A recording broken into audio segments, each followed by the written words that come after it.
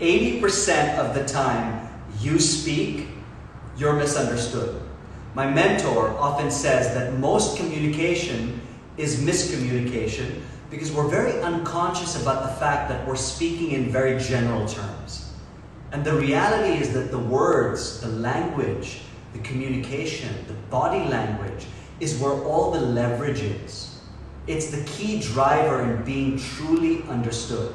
And when we're understood, we develop a deeper connection, a deeper level of influence with our friends, our family, our colleagues, clients, our employees, and everyone around us. So how do we go from being 80% misunderstood to being 80% understood? I want to offer you a model on how to think about this. So 80% of the time we communicate, we're communicating in these three quadrants. The first quadrant is the general outer. This quadrant is general, where our language can't be measured, and it's very much on the outer realm, where things are very objective. So for example, when we talk about accomplishments, food, success, productivity, these are all outer concepts that are objective, but still very general, and none of them can really be measured. What kind of accomplishment? How did you accomplish? Or how much did you accomplish? How productive? What kind of productivity? What kind of food? What kind of success? How successful? So all these are still very general and can't be measured. They're all outer concepts that we can all agree on, but we can't measure them. The second quadrant we find ourselves communicating in is the general inner. Now, general inner is still very general, but the inner part is, as the word implies, is a very internal experience, and it's also very subjective. For example, that was delicious, or you make me happy, or I'm happy, or that makes me happy. These are still very general and very much an internal experience, which is subjective. So your inner experience of happy may be very different from my experience of happiness internally. The third quadrant is specific and inner.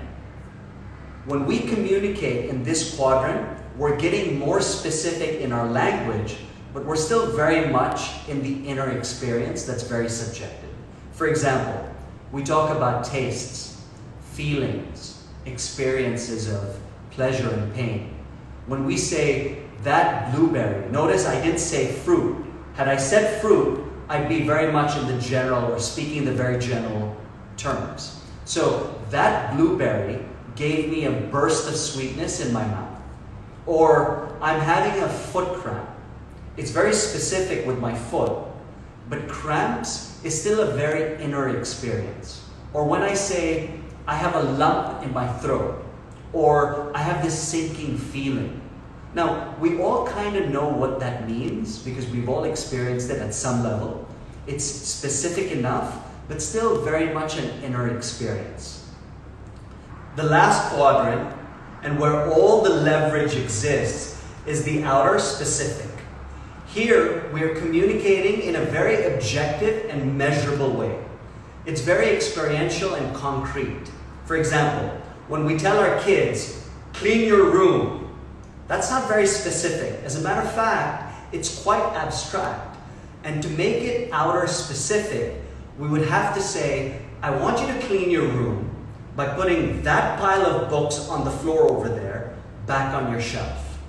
Or I want you to take your shoes that's on the corner and put it back in your closet. Do you see the difference? Or when we tell our spouse, be nice to me, that's still very general and subjective. In this quadrant, our language would be more like, come here and put your arm around me. Or when we tell our spouse, you're not listening. In this quadrant, we would be more specific about which part specifically we felt unheard, or specifically why we felt unheard. Or when we say, I want to make more money, as opposed to saying, I want to make $350,000 a month. That's very specific and measurable. From the food example I gave earlier, being very specific about the type of food or the type of fruit. It's a grape, a blueberry. And if you want to get really specific, you pull out a blueberry and say, this blueberry. In summary, the more outer specific we are in our communication, the more measurable, specific, verifiable our language becomes. And that manufactures more influence that we have to be more relatable to people around us. We go from being 80% misunderstood to 80% understood. Thanks for watching.